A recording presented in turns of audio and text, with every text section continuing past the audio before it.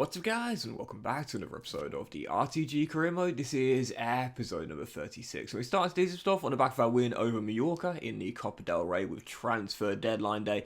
Just under £900,000 in our budget, and of course we did absolutely nothing on deadline day. Yep, to it straight through it, straight to the end of it. No plans to do anything whatsoever, because right now, of course, we're still in the top 4 in La Liga, still with an outside shot of winning the title as well. Into the Europa League last 16, into the Copa del Rey last 16, like, why would I make changes? Why mess with a winning formula? So, as I show you the academy here, how it's currently looking right now, so we thinned out a little bit, not doing any scouting this year, just because our academy was so full to the point where we had to start releasing players or promoting players to our first team to have more space in the youth squad. So, I thought for now, just give it a year off and then come back next season. And look at our fixtures coming in February, 3 big league games, and of course the Copa del Rey last 16 as well, where we travelled to Sevilla for the first game of the episode here, away against Sevilla. So last year, of course, we got to the Copa del Rey final, lost to Atletico Madrid in the final, which was so frustrating, because I thought I played really well in that final there,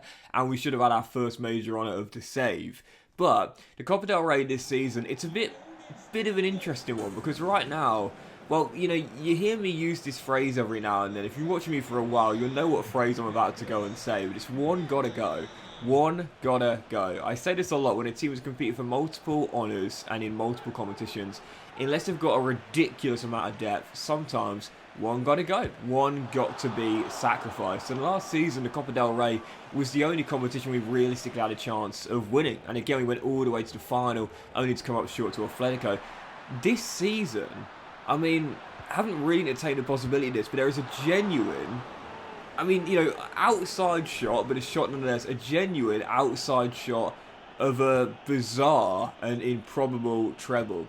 But if one had to go, what would it be? Well, it definitely wouldn't be La Liga, I'll tell you this right now, even though we're rank outsiders for that. But the Copa del Rey or Europa League, what would I consider to be more important? Well, I'd probably say the Spanish Cup. I want the Copa del Rey, to be honest here. So, heading into this game, aiming to make amends. Strong team out there. Yes, a few changes here and there, but still quite a strong team. Taking on Sevilla. They had the first chance, then we responded later. Another great save, kept it at 0-0. But Adama Traore, who I gave the start in this game, my top scorer, going to be the top scorer for his second year in a row in his Malaga team, chips it over the goalkeeper, and it just crosses the lines. We lead by 1.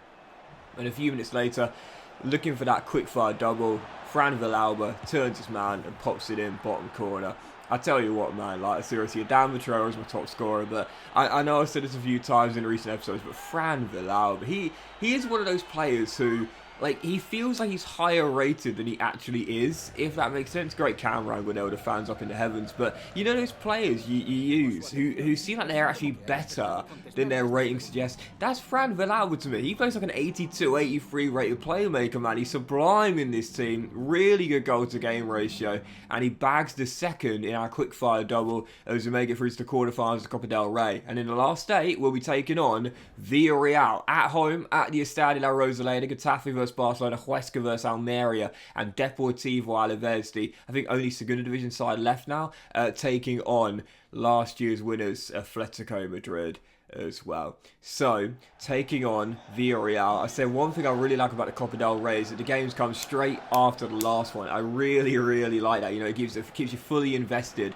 in the competition with no breaks. So, taking on Villarreal 3 days later. For this game, I had to make changes because my team were pretty gassed after the win against Sevilla. But 9 minutes in, we took the early lead. Loren Zuniga, who, you know, last year was our top assist maker and the top assist maker in La Liga, even though Adama Traore was my top scorer. I still rate this guy, man. Even though he's become a backup striker, he was my top scorer in the Segunda Division back in Season 1. Last year, he got more assists than anyone else in La Liga. And even though now he's a backup striker for Traore, I still rate this guy. I still rate him. Pops in the opening goal, rounding the goalkeeper, and then 20 minutes in, a chance to make it 2. What a lovely touch to beat his man. Rolls through Sergio Busquets. And I thought the Barcelona legend scored his first goal for Malaga at this point. Sadly, it was disallowed for offside. Yeah, Busquets still searching for his first Malaga goal there. Not really known for goals, to be fair.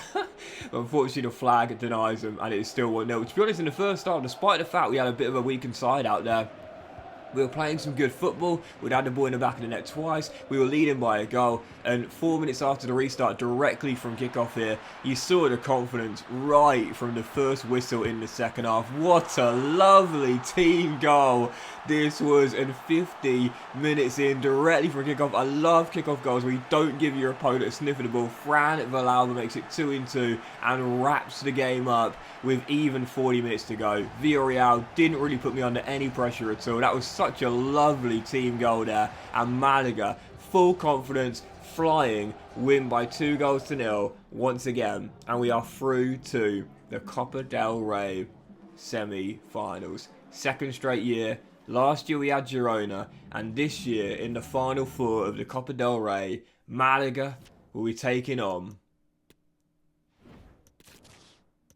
There it is, Getafe away from home with the first leg in Madrid, and Atletico Madrid, last year's winners, will take on Almeria. So, no disrespect, but I really wanted Almeria there out of those teams still left in it.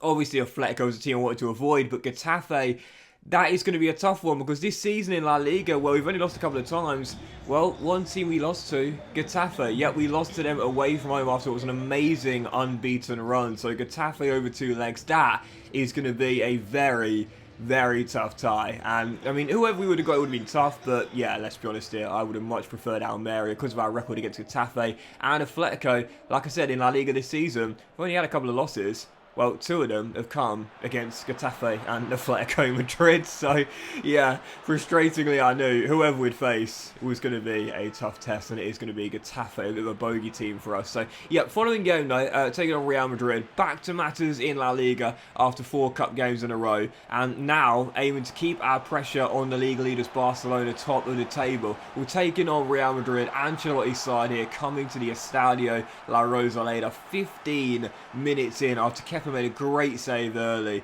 Oh, damn it, Trey. Alright. Do you know, I'm doing this so more often in this save, and I'm really enjoying doing it as well. Rounding the goalkeeper. Like, I don't round the goalkeeper very much nowadays in FIFA. It's true, because I do find it a little bit trickier than in previous FIFAs. Do you remember, if you watched me back in the day, and I mean like really back in the day here, like FIFA 14, FIFA 15. Firstly, thank you so much for still being here, but you'll remember if you're watching me back then, I used to round the goalkeeper all the time. I used to love it. Pretty much every single one-on-one I'd round the goalkeeper, man. I loved rounding the keeper. It was easy, but now, not quite as easy. The timing has to be a little bit better, but when you do it, it looks so cool. Trail with a skill shot wraps the round in the goalkeeper Courtois off, and then Zorgain gets another as well, as we become a big scalp with 2 first half goals courtesy of Adama and Adem, and get a big 3 points there against Real Madrid. I wasn't too surprised about it though, because Real Madrid this season have been really poor. They're outside of a European place, let alone a top 4 place right now. They're outside of a European place, so I wasn't really surprised we got the win there so comfortably. I don't know what's happened to Real Madrid this season. They've been quite poor, really. So in the end, it wasn't too surprising. It kind of felt a bit like Chelsea this season in real life, do you know what I mean? Normally, you go to the bridge in real life and teams are quaking in their boots. Or they used to be back in the early noughties and the mid-noughties with the Mourinho era. But this season, of course, we know Chelsea struggled mightily on their 3rd manager now with Frank Lampard coming in for the rest of the season. And now teams are going to Chelsea expecting to win. I mean, you know, Nottingham Forest battling for their lives, you know, last weekend. They got a point there at the bridge and so easily could have won it. That's how it kind of felt playing Real Madrid this season, you know. Like, I expected to win that game. They've been poor this season and we got the big 3 points. So, yeah, 2-0 win there against Real Madrid. But the following game, this was the big one. Copa del Rey, semi-final, first leg. Travelling to Madrid, taking on Getafe. We know these guys are a bit of a bogey team for me. And heading into the game, we might have took the lead, but I knew this was not going to be an easy walk to a first leg victory. Joaquin Correa bagged a level for Getafe right before the break, and with 17 minutes to go, still tied at 1-1. I thought, I'll take this back to Estadio La Rosaleda where we are better. Kenneth Taylor, who scored against me in the league as well, gets on the end of this brilliant through ball and beats Gutierrez to the ball and smashes it in near post. Getafe 2. Malaga 1, and even though we were leading, even though we hadn't conceded that many chances, even though we created quite a few ourselves, including later on with 6 minutes to go looking for the leveller for Antonio Villa, but Robert Sanchez, the former Brighton goalkeeper, denies him. One of those games where you go into, you just think, I know I'm not going to win this game. I mean, 87 minutes in, Sorloth holds off his man after the tackle, Kenneth Taylor bamboozles Caro, it's a brilliant ball through by Elena, and then Correa does. An amazing, amazing goal. And it was one of those moments where as the celebrations were going on, I just put the controller down and said, yeah, I knew it was going to happen. I knew we would lose the first leg, even when we were leading by a goal. I just can't beat these guys. In my Bundesliga career mode last year, it was Augsburg. They were my bogey team. This year with Malaga, it's Getafe. I can't beat them. We lose 3-1. That third goal should epitomise my luck against Getafe in this save so far. We'll take them on in Andalusia. We are 2 goals behind. It's not over yet, but we know we'll need a really, really solid defensive performance if we are to overcome that deficit. But that will end today's episode of the RTG Career, guys. Big thank you for watching. Hope you have enjoyed. If you have, then please drop a like. Much love to you all. Have a fantastic day, and I'll see you for the next episode featuring the Europa League last 16 and the second leg very soon.